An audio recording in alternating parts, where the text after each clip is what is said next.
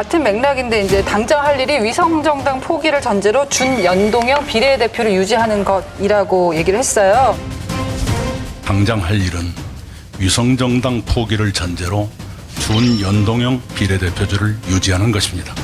양대 정당이 의석 독과점을 위해 합의했던 것으로 알려진 병립형은 정치 양극화의 폐해를 극심하게 만들 것입니다. 거대 정당의 내부 혁신이 시급합니다. 이기는 선거 할 수 있는 방법으로 해주세요. 이렇게 맞습니다. 우리가 선거라고 하는 거는 승부 아닙니까? 이상적인 주장. 멋있게 지면 무슨 소용이 있겠어요?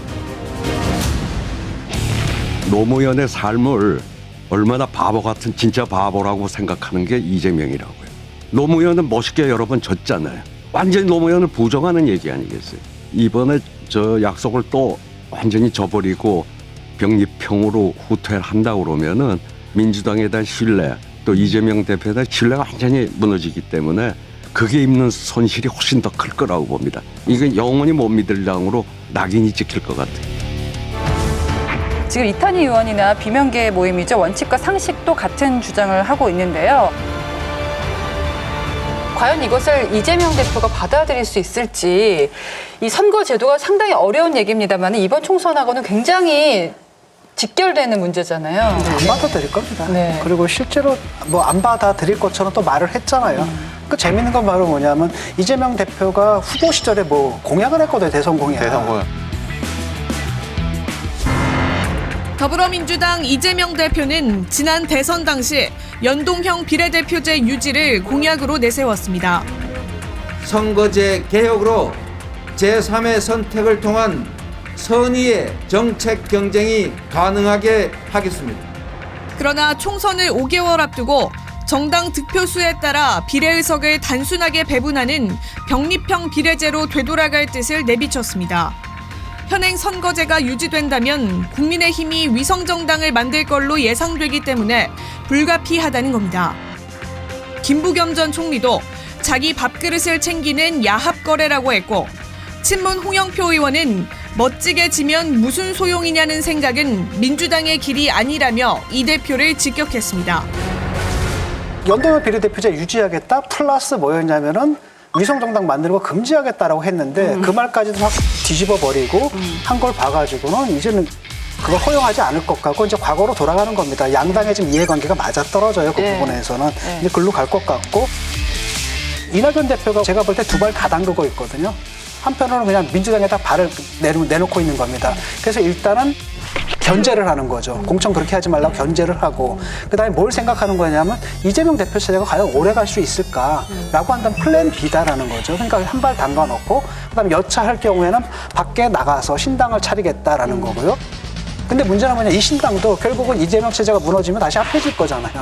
그러니까 이 양쪽 다 해놓고 이분이 어떤 결단을 내려서 싸우거나 이런 스타일은 아니에요. 딱딱딱딱 보거든요. 그러니까 적당히 이렇게 하지 정말로 이재명 체제 아니다, 민주당 혁신해야 된다라고 해서 과감하게 나와서 싸우거나 이런 스타일은 좀 아니에요.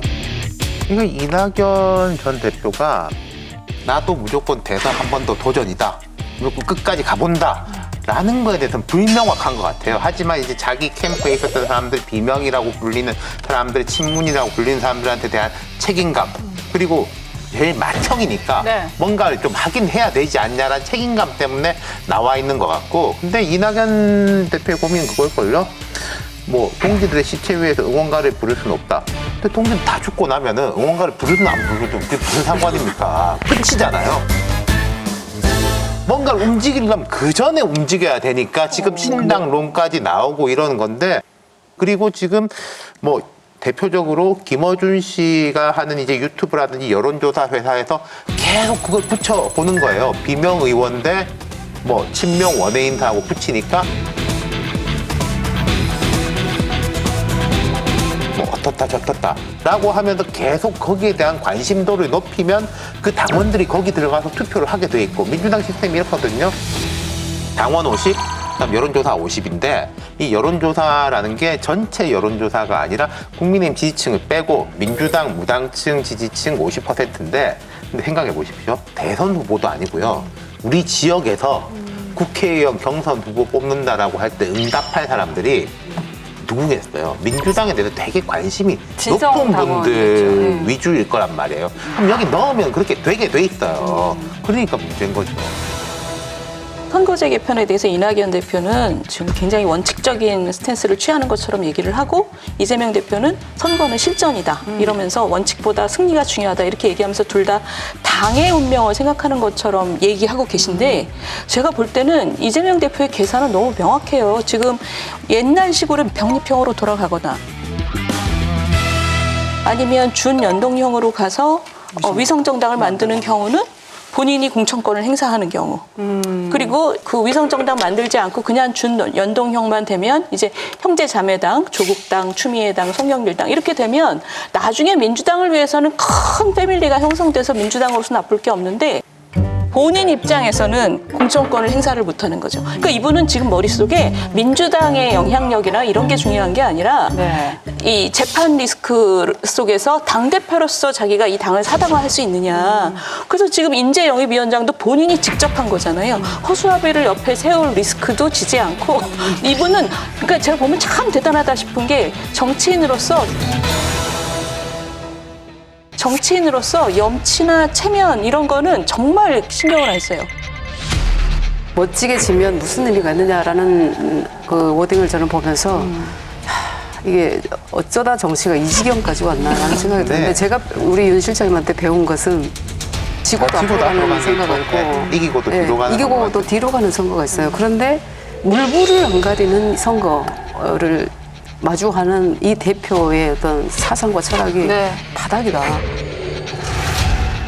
이낙연 대표 시절에 이재명 경기도지사 시절에 서울시장하고 부산시장 선거를 공천한다고 했을 때는 이낙연 대표가 지금 이재명 대표 비슷한 스탠스였어요. 현실적으로 이제 대선도 준비하고 해야 되는데 어쩔 수 재밌네요. 없다. 예. 근데 그때 이재명 경기도지사는 자기는 약간 부담이 덜하잖아요. 우리는 명분을 지켜야 되고 민주당의 정체성을 지켜야 되고 했는데 이게 딱 바뀐 게 있고 제가 하나 빠진 거는 요즘 이재명 대표를 보면은 이분이 원래 자기 일하고 당무에 되게 꼼꼼한 분인데 허투루 넘어가는 게 되게 많아 보여요. 왜냐면은 재판이 너무 바빠가지고 바쁘잖아요.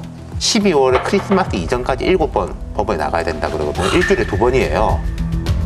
그러면은 민주당 원내 제1당의 대표라는 게 얼마나 일이 많고 복잡하고 거기다가 지금 밖으로 보이지 않는 우리가 이야기했던 뭐 공천의 문제, 비주류의 문제 이런 거가 얼마나 많습니까? 전 이게 병행되지가 지금 못하고 있는 것 같고 저는 이재명 대표한테도 약간 대리인이라고나 할까? 믿고 맡길 수 있는 이런 사람이 정청래? 아닐 것 같잖아요. 아니, 그렇잖아요. 진짜 신뢰해가지고 딱 믿고 맡길 수 있는 이 당무를 맡길 사람이 없어 보여요. 그래서 구멍이 뻥뻥 날 것 같아요, 앞으로. 이재명은 그런 스타일이 아닙니다. 그러니까 완전히 모든 걸 다 하고 이해관계를 만들어서 공범으로 만들어요. 왜냐하면은 의리를 못 믿어. 네. 그런데 공범일 경우에는 이걸 지켜주거든요. 그러니까 정확하게 내가 사는 게 네가 사는 길이야. 이런 상황을 만들어버린 스타일이기 때문에 누구 하나 놓고 이걸 쓸 사람이 그게 아닙니다. 문제가 그러니까 자기가 꼼꼼하게 하나하나 체크를 해야 되는데 그걸 못하는 지금은 거죠. 재판 때문에 시간도 그렇고 머릿속에서 뭐가 들어있겠어요. 제일 중요한 건 이거죠. 여러분, 여기를 눌러서 구독을 해주시면 강적들 컨텐츠를 빠르게 만나보실 수가 있습니다. 알람 설정도 잊지 말아주세요.